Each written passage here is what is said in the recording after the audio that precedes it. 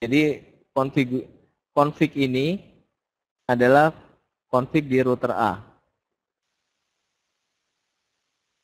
Area 1 ini kan ada irisan ke area 1 kan? Area 1 virtual link-nya 10222. Nah, 1022 adalah router ID-nya ini nih. Ini kan sama-sama area 1 kan? Virtual link, jadi dia virtual link-nya antara area. Ini bukan benar-benar maksudnya bikin tunneling atau apa ya.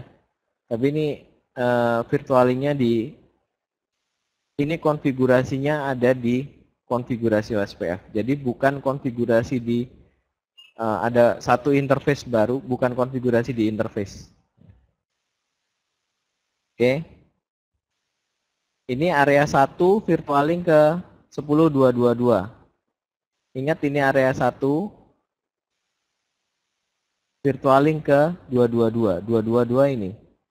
Begitu juga pula ini. Area 1 virtual link ke sini.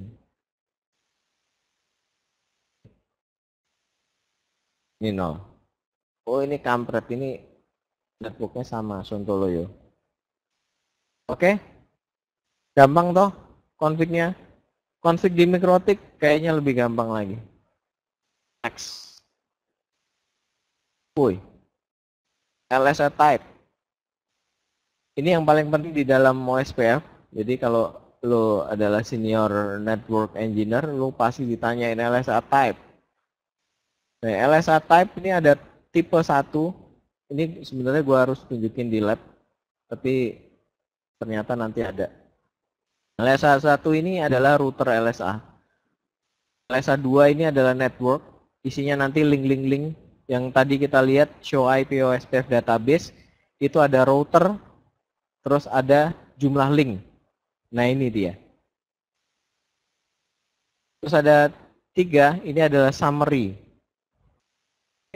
5, itu adalah external LSA. External LSA itu redistribute static, terus redistribute routing protokol yang lain. Terus 6, multicast OSPF LSA ini jarang ditanyain. 7, ini NSSA, ini paling sering tanyain. Yang 8, ini nggak sering. Jadi kita pasti sekitar ada 1, 2, 3, 4, 5, 6 sama 7. 1, 2, 3, 4, 5, 7. Ini yang sering ditanyain.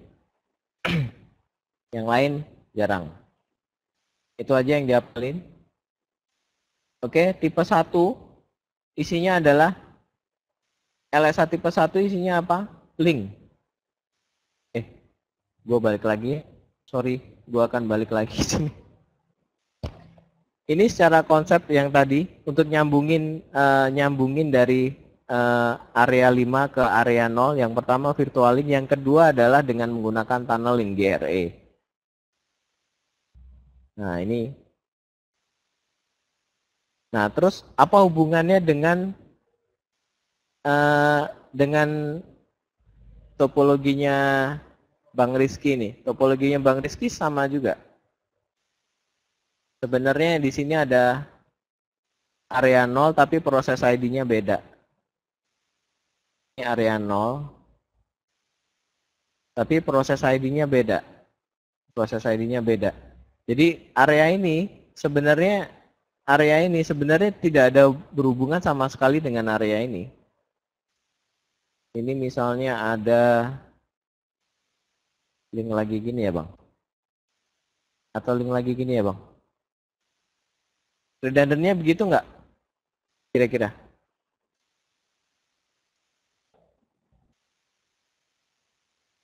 Di satu router ke area 1.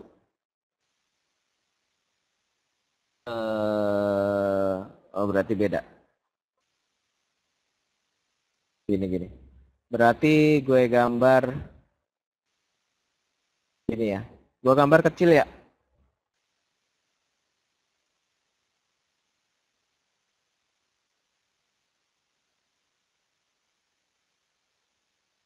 Gini toh.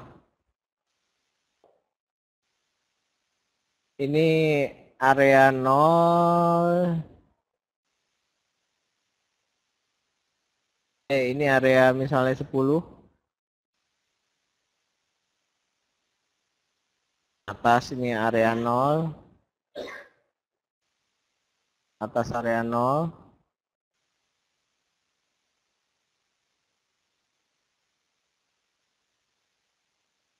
Ini 0. Gini ya. Gini ya Bang. Oke. Nah, ingat ini misalnya yang ini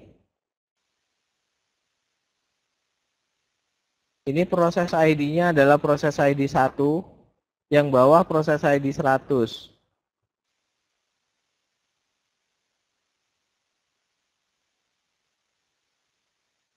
Kalau dari yang kita lakukan tadi, proses ID 100 ini tidak akan ada di database proses ID 1. Nah, terus bagaimana caranya supaya proses ID 100 ini ada di database proses ID 1? Dia dilakukan redistribute proses ID di sini, di router ini, proses ID 100 ke proses ID 1. Nah, tetapi database yang diinjek di 1 itu bukan database OSPF, tetapi database balik lagi yang mana? Ini dia. LSA-nya tipenya 5. Jadi LSA-nya bukan tipe 3, tapi tipe 5. Kenapa? Karena itu dianggap sebagai autonomous system yang lain, sebagai eksternal.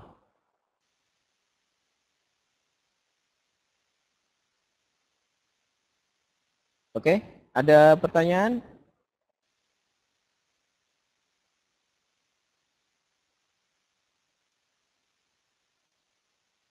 Lanjut? Oke, balik lagi. LSA tipe 1. LSA tipe 1 itu direct link. Ingat nih link-link yang direct.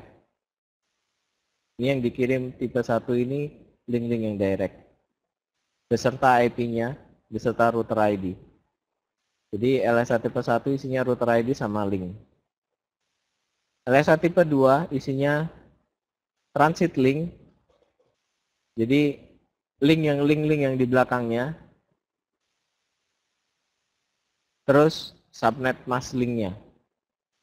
Ini isinya tipe 2. Tipe 3 itu network number. Tipe 3. Jadi ini summary sebenarnya. Jadi ketika area 1 masuk ke ABR, ini masuknya jadi 3. Jadi ini summary apa ya? Ya, network summary sama link. Oke?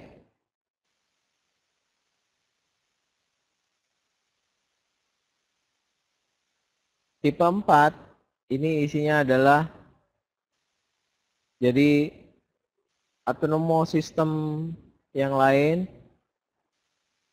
masuk ke internal, masuk ke area 0, ini jadi tipe 4. Ketika masuk ke area yang lain lagi, regional,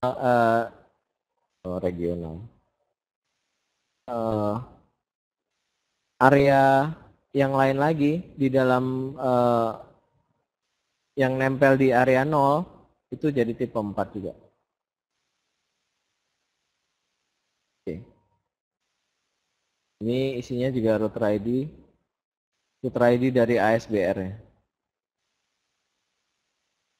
Jadi kalau dilihat IP OSPF database akan keluar router ID ASBR-nya.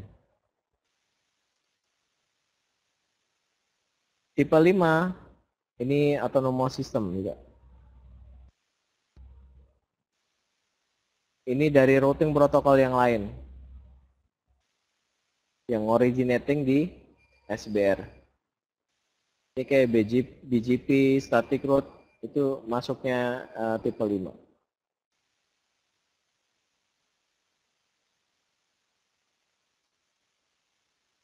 Nah, ini dia.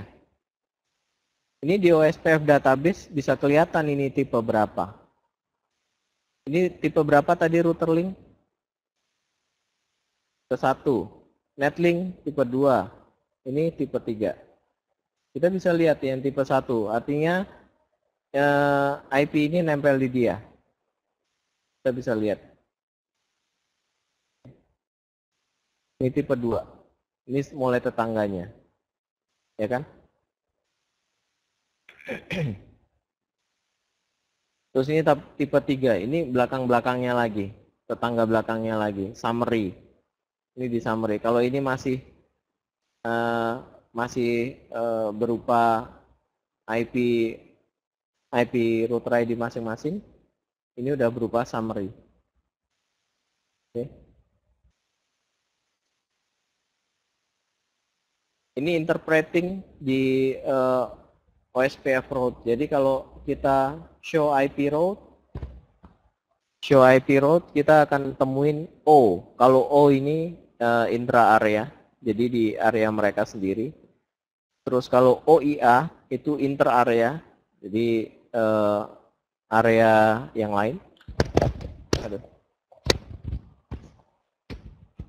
Kalau OE1 ini external route 1, ini dari luar. OE2 ini external route 2. Jadi kalau ada redistribute, ini tipenya biasanya 2.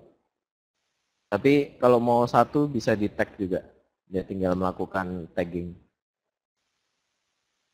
Ini kalkulasi cost. Jadi kalau ada R5, bentar ya. Ini costnya kita lihat 10. 10.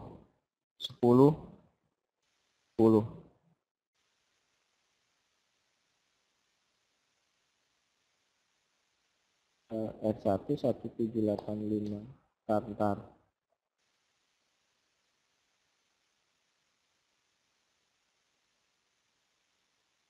Oh, oke.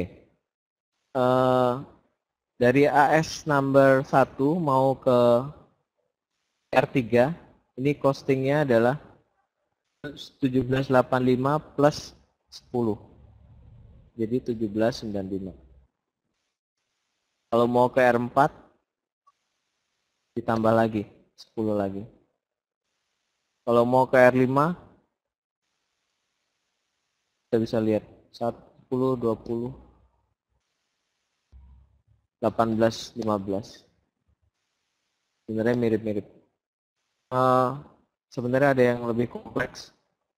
Pada waktu di Bandung kemarin kita coba simulasi sesuatu yang kompleks. Oke, ini summary-nya. Tadi tipe LSA. Mungkin yang paling penting adalah tipe 1, tipe router. Jadi route link, terus netlink, terus ada 34 summary, terus ada 5 eksternal.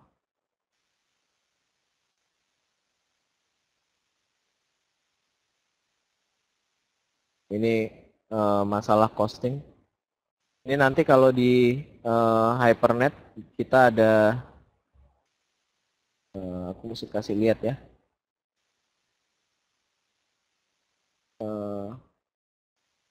Kalau di Hypernet kita punya policy sendiri mengenai costing. Policy ini, dokumen ini adanya di Core dan di Bang Tino dan Bang Tutu nanti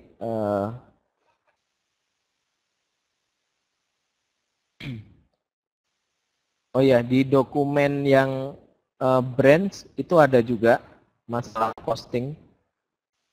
Jadi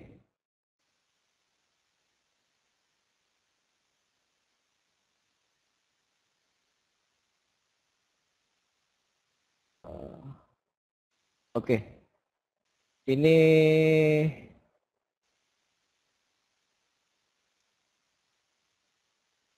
masalah cost.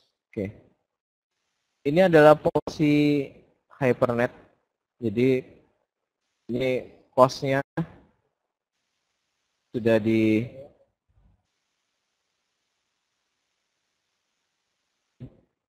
Jadi ini kalau auto cost formulanya seperti ini. Cost sama dengan reference bandwidth dibagi interface.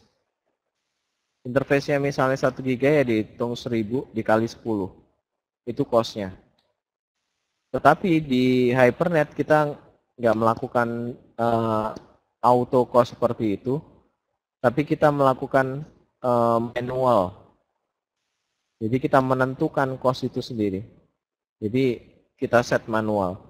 Jadi kalau AGG ke core ini 10, AGG ke AGG 10, AGG ke pop primary 100, AGG pop secondary 200, pop ke pop primary 300, pop ke pop secondary 400, AGG ke RR 1000, domestik ke RR 1100. RR ini road reflector. Jadi ini bedanya. Oke, kita balik lagi. Balik lagi masalah costing. Oke. Ini tipe area. Nggak penting gua akan. Jadi tipe area itu ada banyak. Ada regular, ada stub, ada totally stub, ada NSSA, not so stubby area. Konfigurasinya juga biasa. Di Hyper sendiri nggak ada namanya NSSA, terus totally stub atau stub. Kita semua regular area. Oke. Ini contoh OSPL yang tadi, OIA, inter area.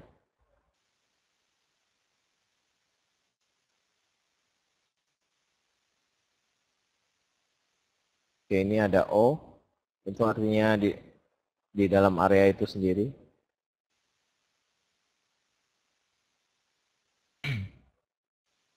Oke, ini balik tadi yang tadi tipe LSA, ini ada LSA 7.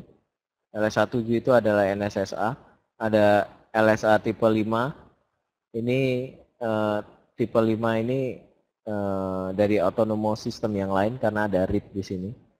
Ketika masuk ke sini yang jadi tipe 5.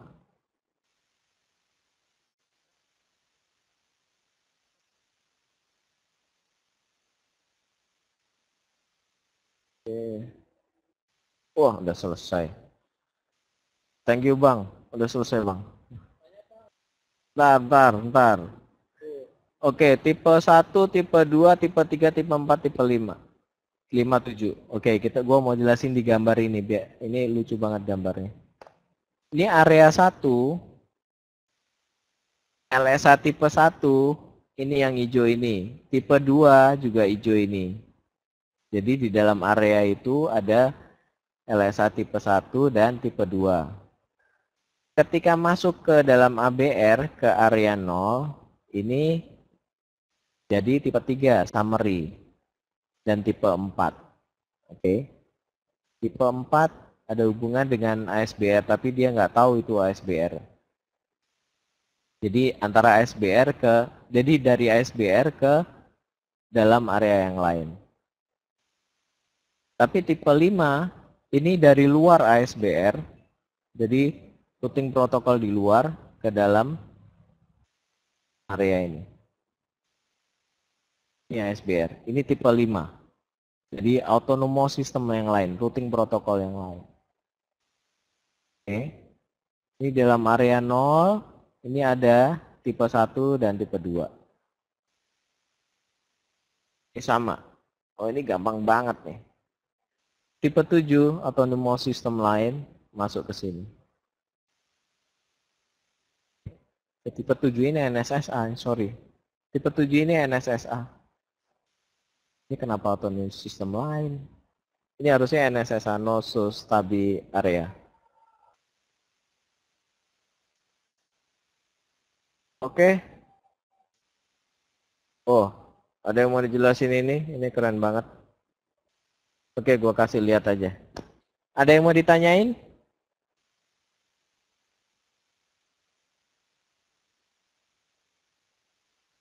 Halo? Wih.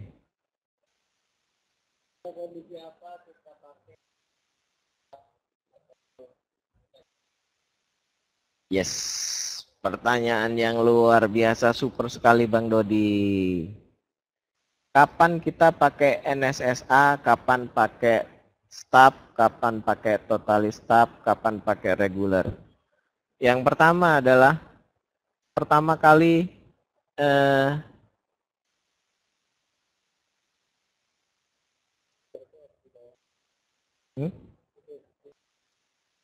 Iya ya, regular tuh yang ini nih, area 1, area 2 itu regular. Kayak yang kita punya sekarang ini regular area. Jadi area biasa. Nah, pertanyaannya, kenapa kita pakai NSSA, pakai totalista, pakai stub? Yang pertama karena kita mempunyai kapasitas router atau resource memori kecil. Jadi kalau router-router kita 450-an semua, kemungkinan kita pakai NSSA. Tapi kalau router kita sanggup menampung traffic besar, jadi NSSA itu gini, kalau sekarang kan kita misalnya ada di Jakarta misalnya ada 5 area. Nah, area masing-masing regular itu dapat traffic area yang lain. Jadi database-nya sama. Tetapi kalau NSSA, dia hanya punya database di dalam area itu sendiri. Jadi yang di dalam area 0 nggak dikirimkan ke dalam area NSSA. Area 0 hanya mengirimkan default route ke NSSA. Jadi area NSSA ya database-nya adalah database NSS, ada database area itu sendiri. Jadi memorinya hemat. Stub sama. Bedanya adalah terima default route atau nggak default route. Totally stub dia nggak terima apa-apa. Nggak terima dia nggak terima default route. Jadi ya totally stub ya dia sendirian aja. Gimana Bang Rizky?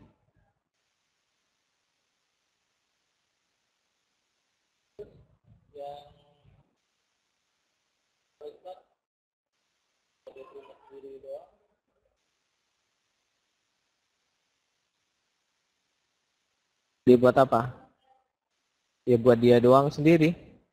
Network kecil. Nggak bisa keluar. Buat mereka-mereka aja. Close network.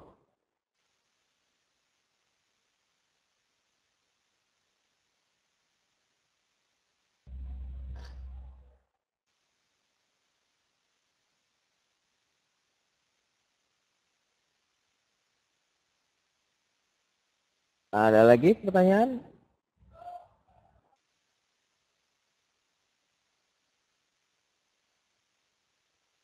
Ini ada NSSA.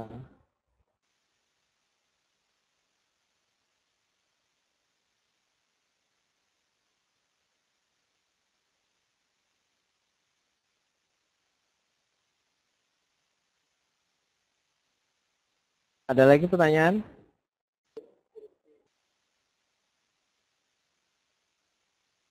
NSSA nggak bisa dipakai traffic engineering.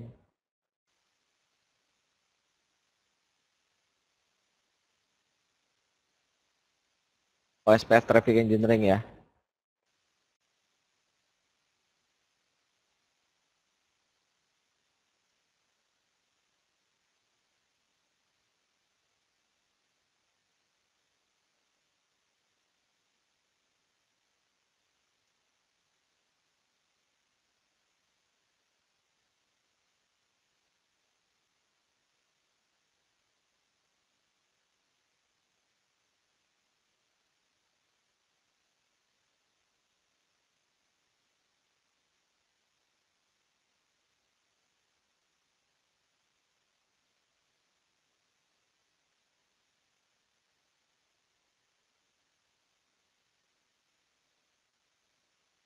Ada lagi?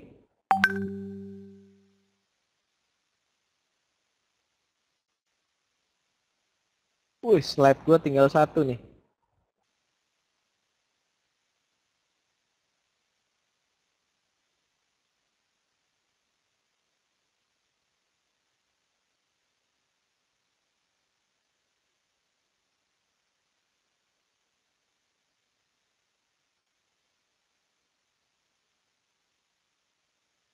Nah, ini ada LSA Type 1,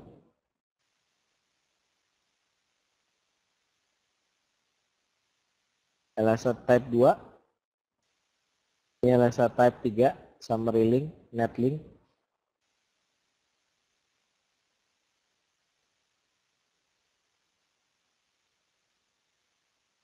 Ini ada per area. Ini OSPF database kayak gini bentuknya.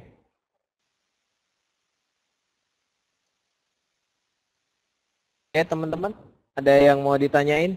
Oh iya, endingnya dari sorry, gua tadi nggak bisa sharing desktop.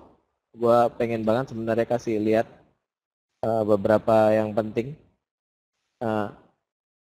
Goalsnya dari pertemuan kita malam ini sebenarnya kita masing-masing bisa memperbaiki network di regional masing-masing dengan konsep yang tadi.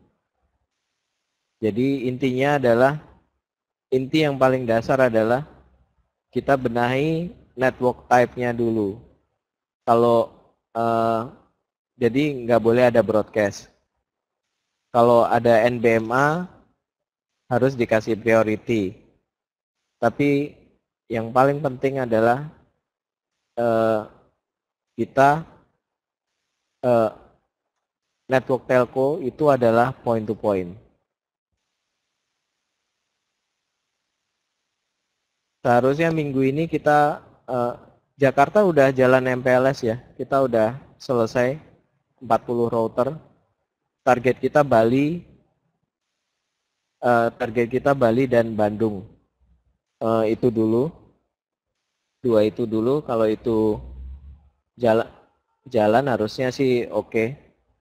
Skripnya tadi udah ada di Bang Tutun sama Bang Tino. Jadi minta bantuan teman-teman daerah untuk bisa bantu eksekusi paling enggak LDP-nya dulu, terus benerin OSPF-nya dulu.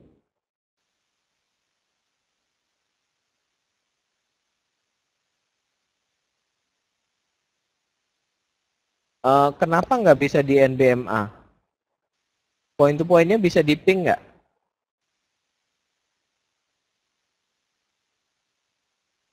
Kalau point to point bisa di ping, berarti unicast-nya jalan.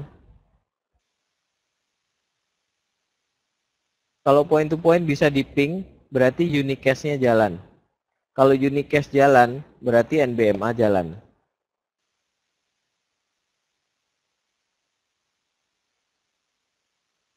Gampang aja.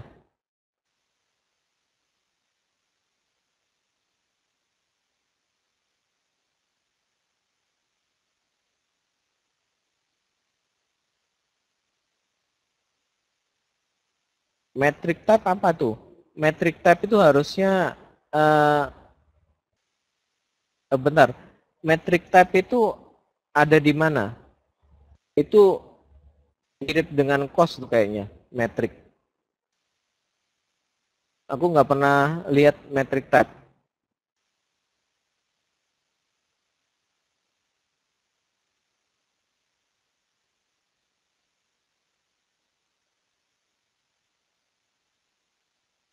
Bang, metric type apa tuh ditanya?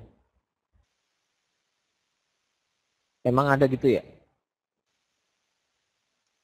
Metric. Bentar dilihat dulu ya.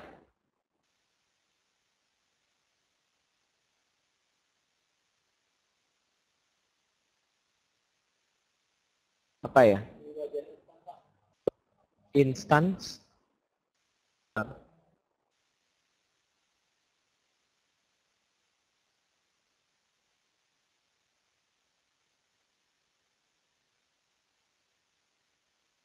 OSPF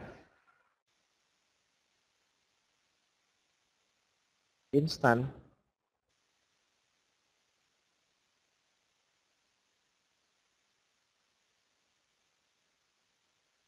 Instan diklik yang mana?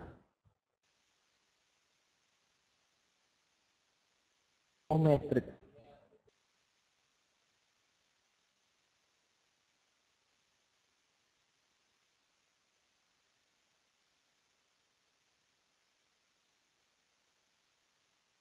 Oh iya.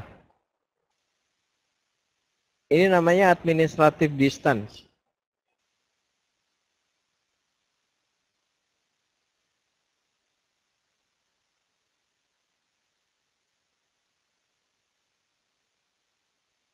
AD sama dengan metrik. Sama dengan preference. Administrative distance itu kalau di administrative distance itu bahasa RFC,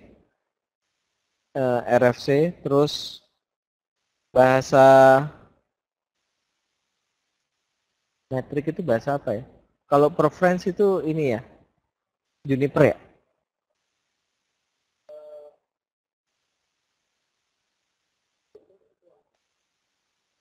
Bukan. Nggak administrative distance, kalau di Juniper apa? Preference ya? Preference. Kalau di Cisco administrative distance namanya.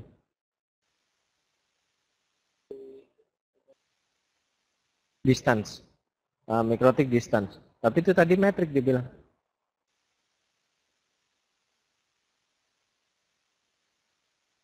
Kalau dilihat dari konfigurasinya sih itu administrative distance. Karena dia bilang default root metriknya 1. Artinya ya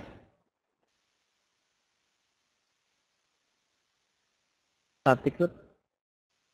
Bang, ini agak ngaco nih ya. Kenapa default root metriknya 1 ya? Harusnya default root itu yang paling banyak metriknya.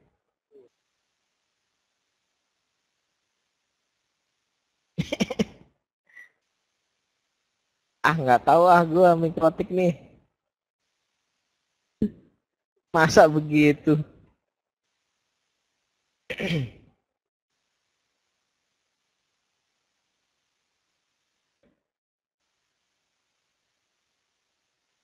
Udah.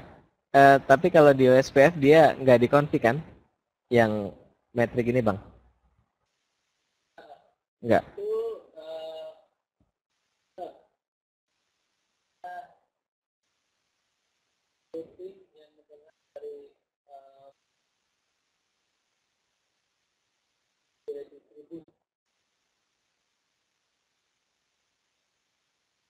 Oh, oke. Ada input dari Bang Dodi. Metrik ini adalah sebenarnya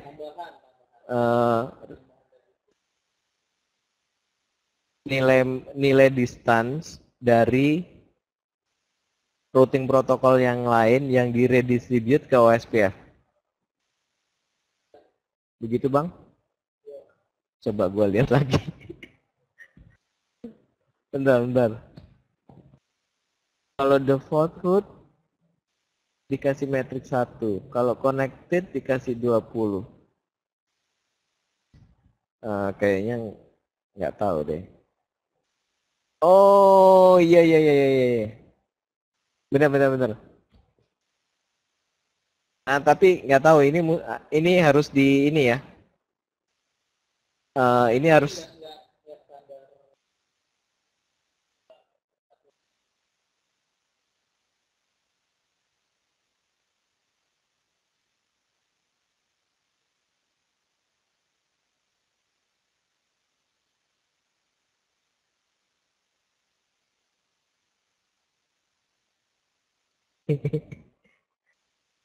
itu ada tadi ada tuh tipe 1, tipe 2.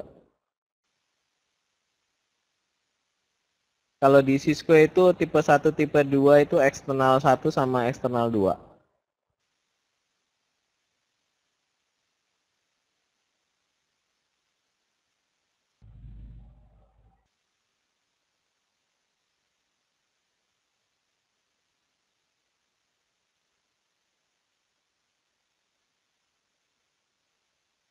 Ntar ya, gue liatin lagi ada slide-nya.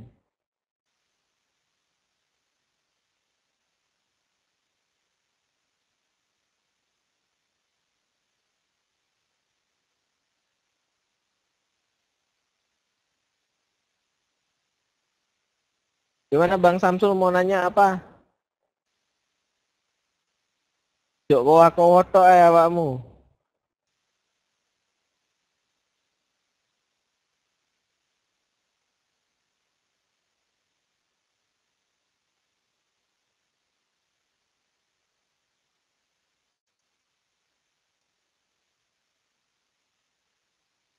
Cak Samsul kabur gue.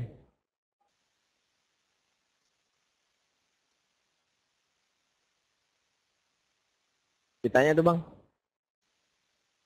Tipe 1, tipe 2.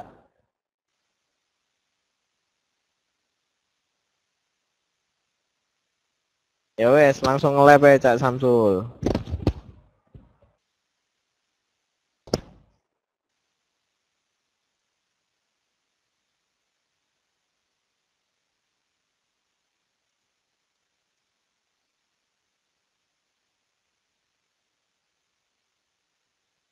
Yang tadi pertanyaannya siapa ya tadi ya?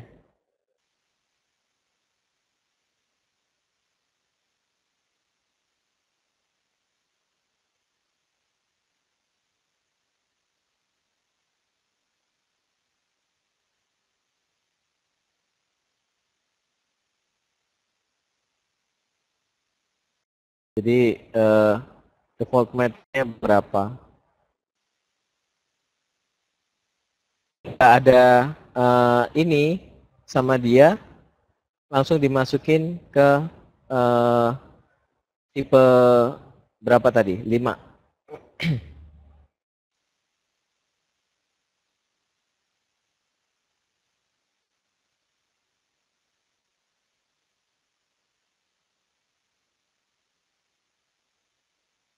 Oke, ada pertanyaan? Kalau nggak ada, ini udah malam, eh, istirahat. Terus lagi gue ada satu sesi lagi MPLS. Nanti gue berharap udah pada kenal BGP, udah pada kenal OSPF dengan baik, baru nanti ke MPLS. Yang belum ngerti, yang ngeliat aja, jangan ganggu-ganggu ya. Oke, ada lain?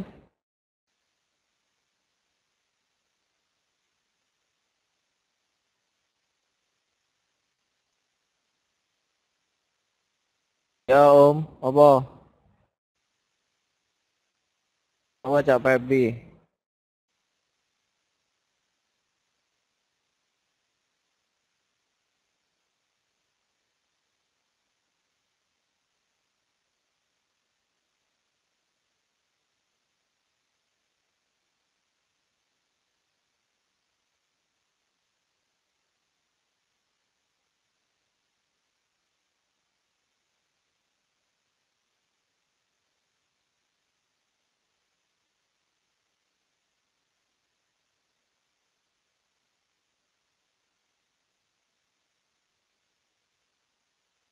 Endi, Febri jadinya mau tanya.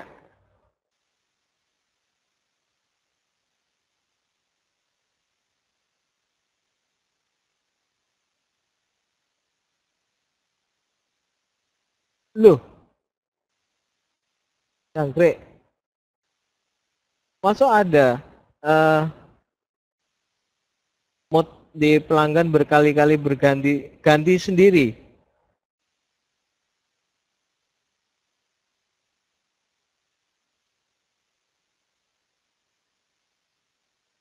Piye maksudnya aku nggak tahu.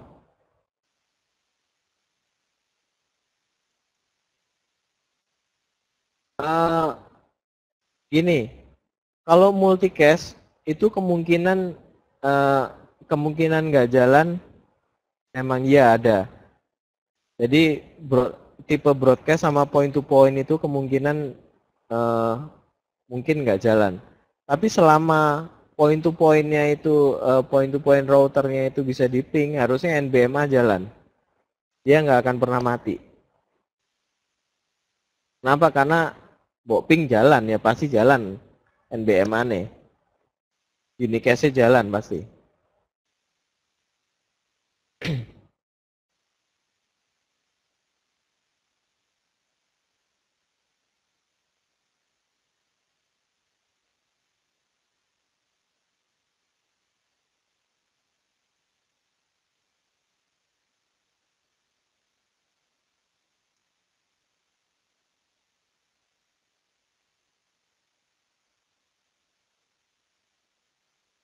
Kalau redundancy di pelanggan, saranku pakai router failover. Jadi nggak boleh langsung masuk ke router pelanggan dan jalanin OSPF di situ. Kenapa nggak boleh? Karena nanti traffic mereka bakal advertise ke kita. Atau kemungkinan orang melakukan kesalahan konfigurasi, redistribute apa, advertise ke kita, akibatnya semua, kalau itu ternyata networknya customer itu sama dengan traffic infrastruktur kita, ya kita mati semua. Ya, nggak boleh.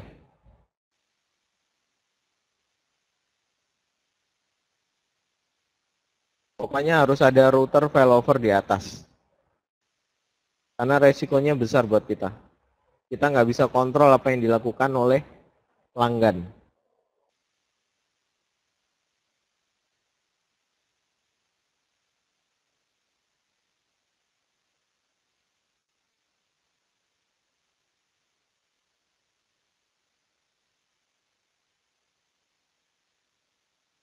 Tanya Bang Chef. Silakan.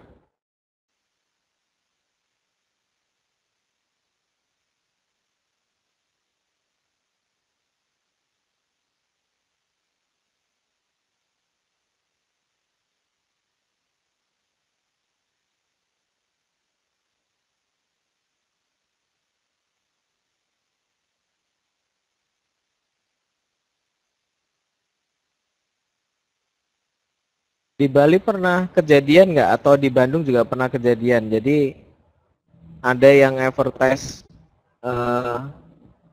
di pop mana, teknisi kita salah melakukan konfigurasi, IP-nya sama dengan IP infrastruktur, akhirnya semua kena.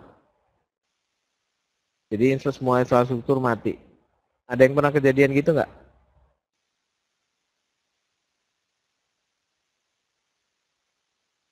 Oke, itu memungkinkan terjadi. Di Jakarta juga pernah kejadian, dan bukan cuma di Jakarta.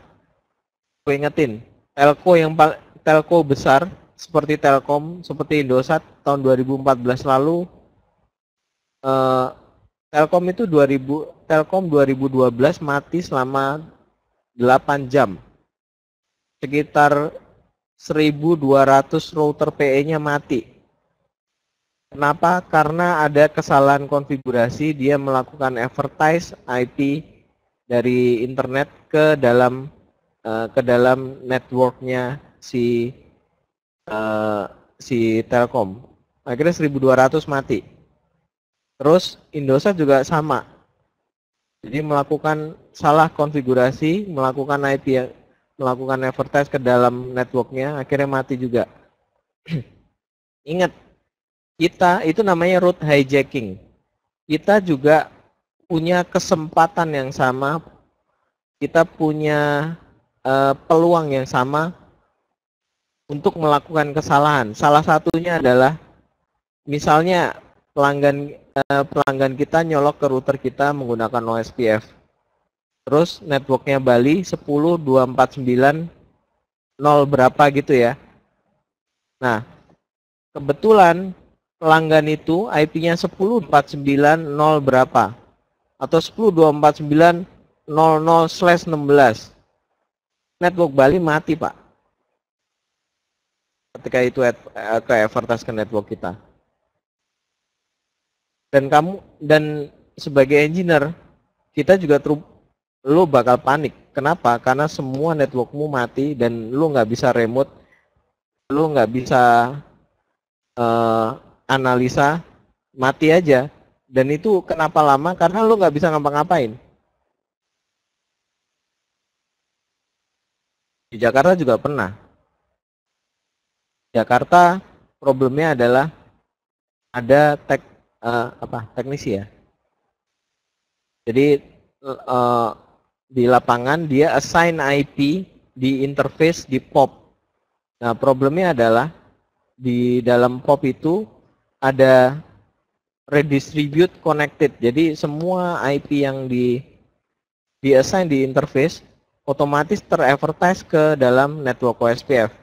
Dan kebetulan network IP yang di assign itu sama dengan IP loopback uh, yang ada di Jakarta. Oleh Pak.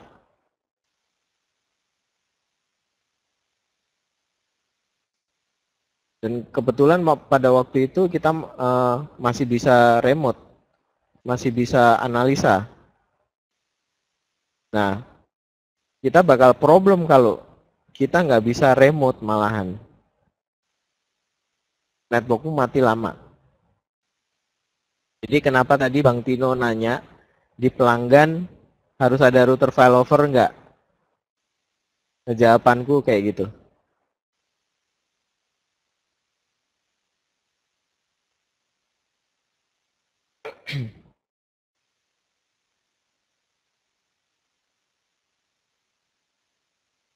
Ya, ntar router failovernya itu kan nggak perlu besar ya Bang. 450 gitu cukup ya? Bandwidth ya? Nah. Pokoknya kita sebagai orang operation, kita harus aware kejadian-kejadian yang macam itu. Karena itu penting sekali.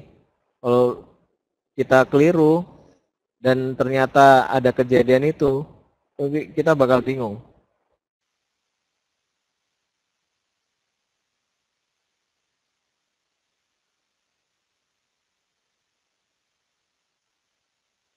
Dan ingat kalau itu sampai kejadian dan berlaku misalnya di Bandung atau di Bali, lo paniknya luar biasa dan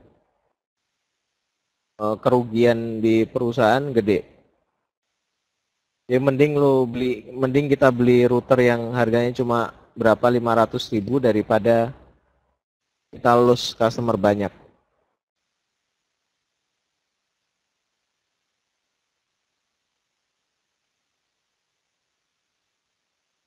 Ya,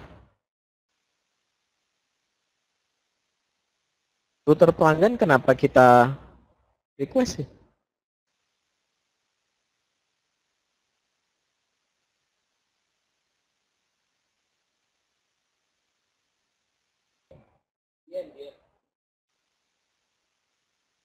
DM apaan?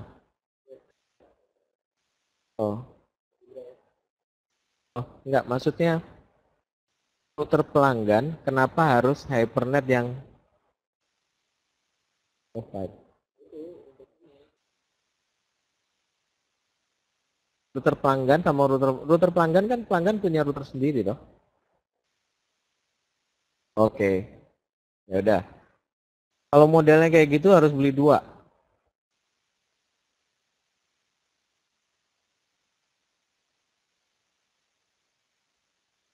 Kalau nggak ada, jadi intinya gini, kalau dia nggak ada OSPF, kalau dia nggak mau ada routing protokol base, harus ada dua.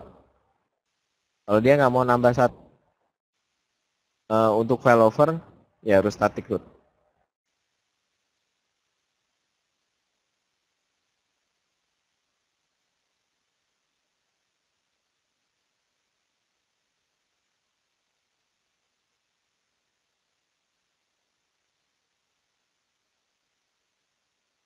Dua kali plus 30 ini kan nggak harus public toh, private ya. Private kan oke, harusnya. Private mah kasih aja mas.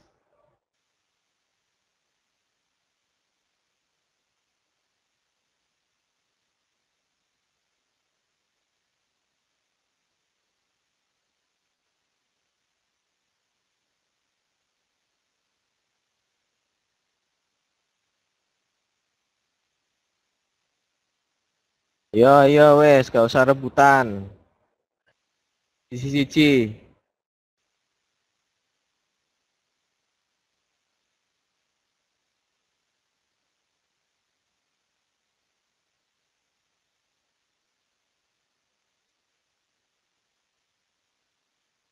Saya ini ket mau tanya tapi nggak tanya-tanya. Wes ditungguin.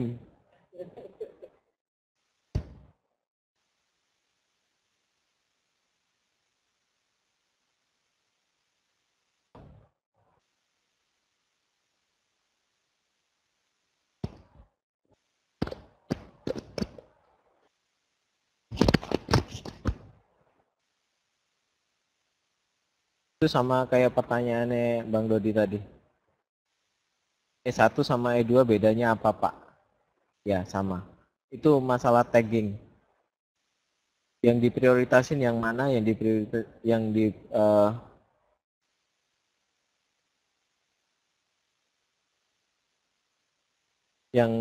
metriknya yang metriknya gede yang satu.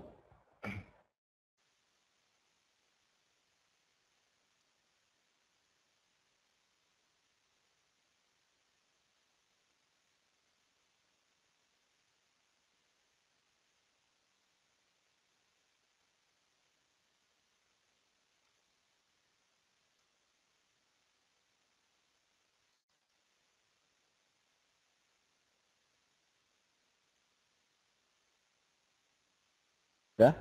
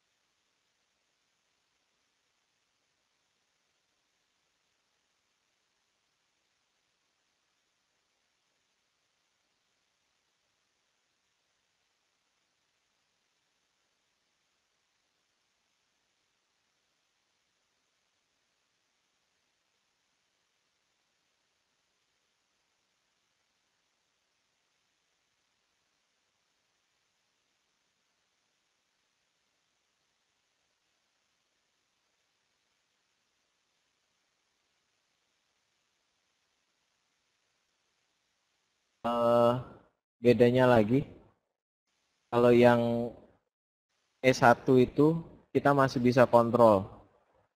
Jadi based on cost. Tapi kalau yang E2 itu karena routing protokol yang lain itu nggak bisa kontrol.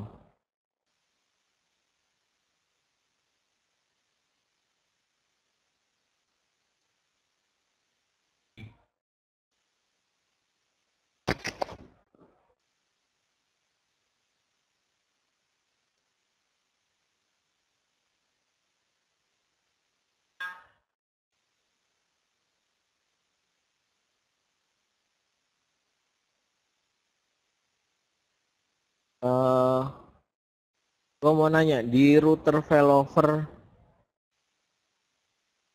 yang load balance dengan ISP lain itu ada OSPF nggak?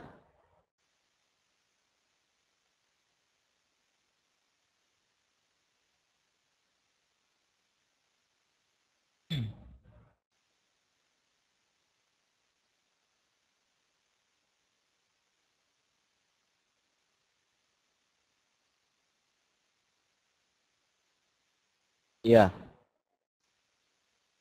jawabannya nggak boleh.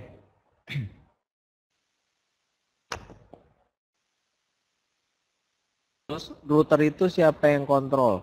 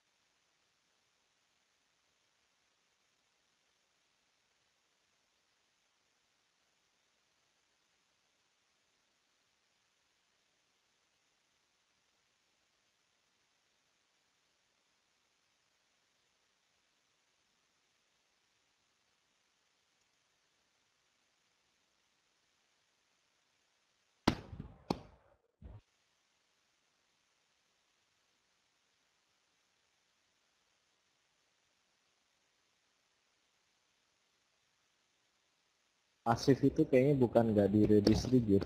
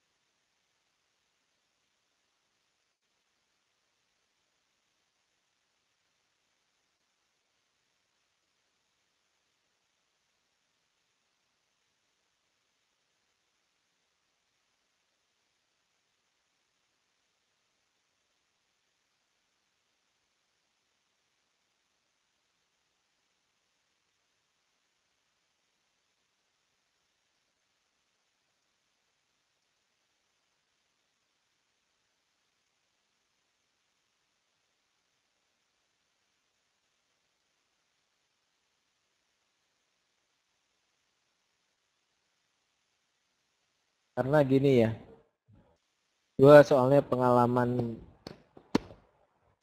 apa namanya? Gua salah satu yang ngaudit Telkom sama Indosat pada waktu itu. Jadi itu mereka yang Telkom itu rugi sekitar kalau kalau Indosat rugi sekitar 67 M dalam waktu 6 jam. Kalau Telkom mereka mengklaim 100 M lebih dalam waktu 8 jam. Jadi kerugiannya segitu besar. Dan itu jadi bencana nasional. Tahun 2014 ingat kan, semua router Indosat tuh semua link Indosat di Indonesia mati. Karena itu.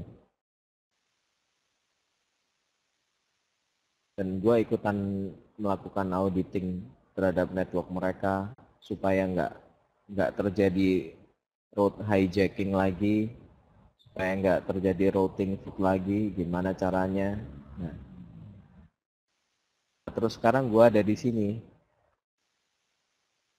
gue nggak mungkin memperbolehkan hal-hal seperti itu, supaya kita bisa tidur nyenyak bareng lah.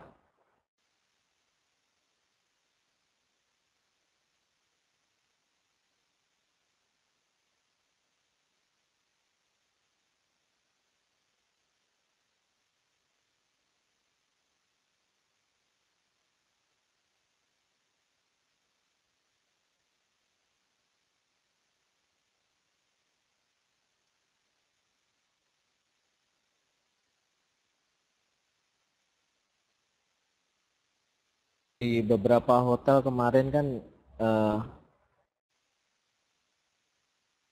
dari sisi finance mereka pengen menghilangkan router failover, termasuk untuk produk education. Nah, setelah aku lihat kenapa ada tambahan router itu, karena memang ada failover di kedua POP yang berbeda atau linknya berbeda supaya ada redundancy. Nah, aku bilang ini nggak bisa dihilangin. Kalau ini sampai dihilangin, akan ada resiko yang kita tanggung. Kalau kita mau menanggung resikonya nggak apa-apa, silakan aja. Akhirnya router itu tetap tetap ada. Router harga 500 ribuan, nothing lah buat perusahaan.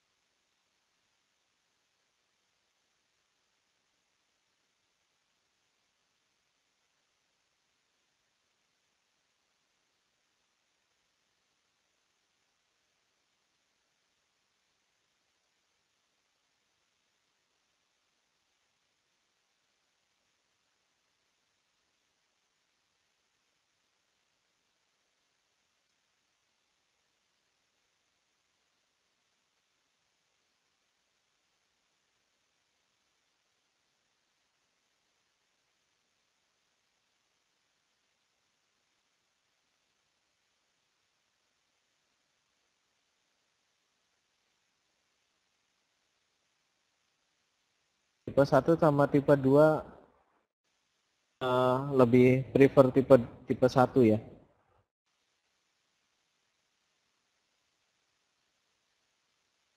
Satu harusnya.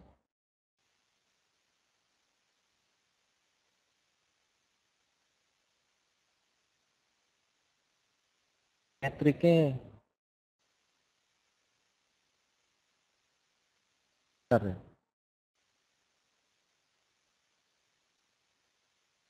Jadi ini dia.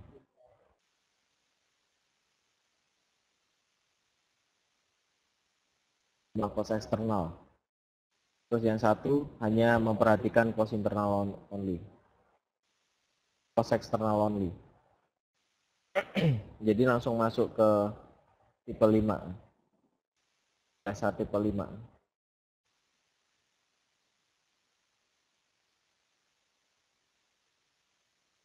Masuk ke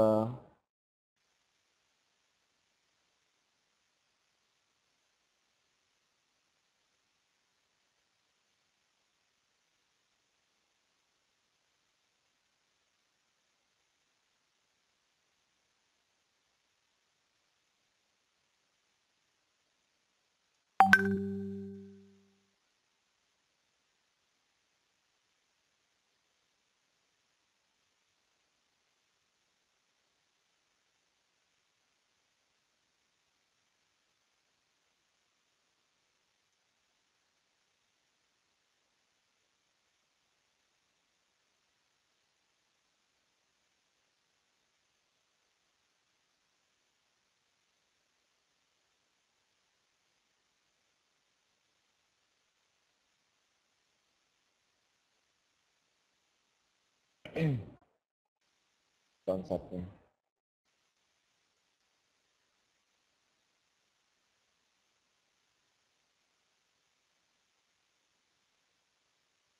Dia by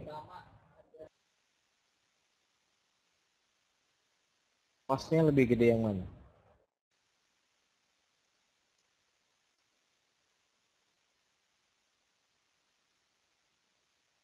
Costnya lebih gede yang S1, tapi metric preference-nya uh, metric preference-nya lebih kecil yang satu.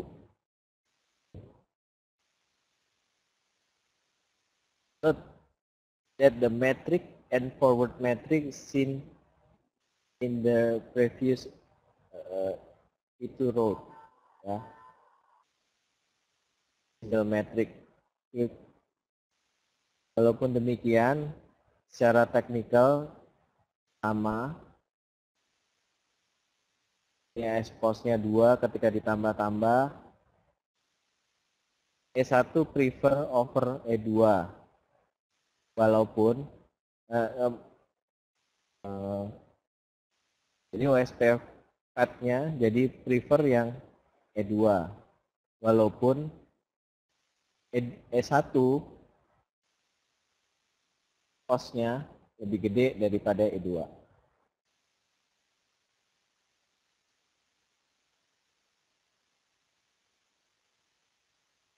So, A1 road will be preferred.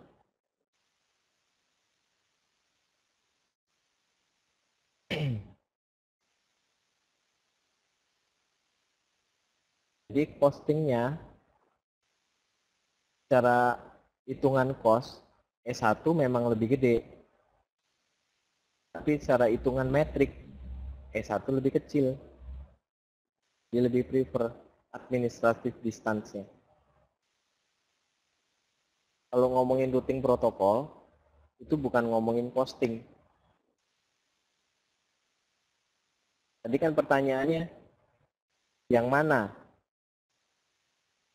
yang dieksekusi? Misalnya prefixnya sama, ada S1, ada E2. Benar nggak? Ada S1, ada E2, prefixnya sama, dia nggak akan lihat pos. Karena routing protokol, dia nggak lihat pos. Dia akan melihatnya administrative distance. Setelah ngelihat administrative distance, baru dia ngelihatnya cost. Dia lewat mana. Sama kayak ada routing static, ada OSPF, ada BGP, mana yang dieksekusi? Static. Karena administrative distance. Adalah apa? Trafficnya sama.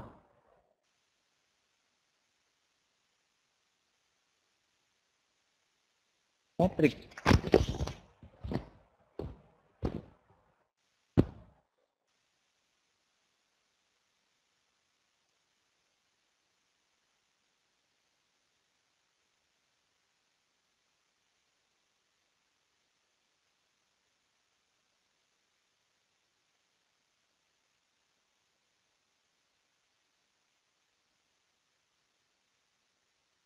Ini sama aja gini. Ini ada dua prefix, yang satu prefix yang sama, E1 sama E2, yang dieksekusi yang mana dulu? Ini belum ngomongin cost nih. Baru mau eksekusi kan? Si routernya gua mau eksekusi yang mana nih?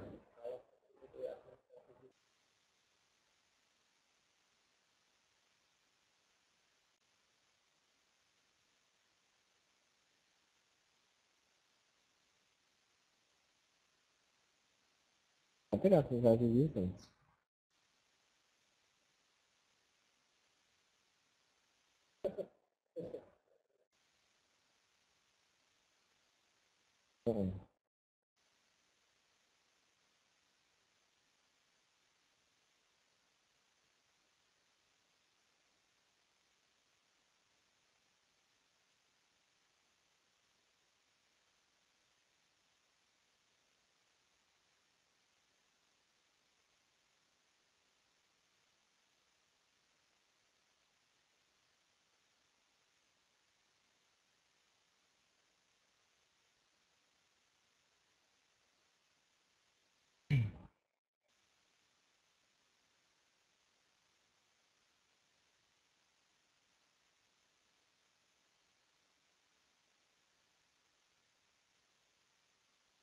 Terus metrik yang itu kan bisa dimanipulate kan? Dirubah-rubah. Oke, gimana? Masih ada pertanyaan? Ayo yang lain gimana? Tadi Ian sama Andika tadi gimana? Ian sama Andika jadinya? Udah establish belum?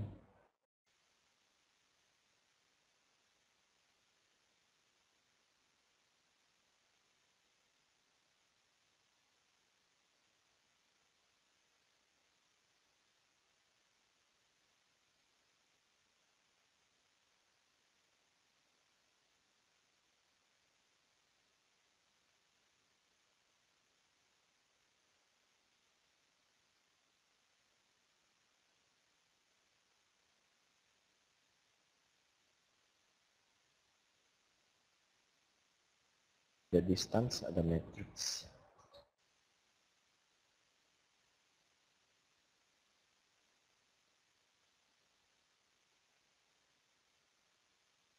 Ya udah, oke, terima kasih udah join di virtual class kita. Mudah-mudahan ini jadi berkah buat kita semua.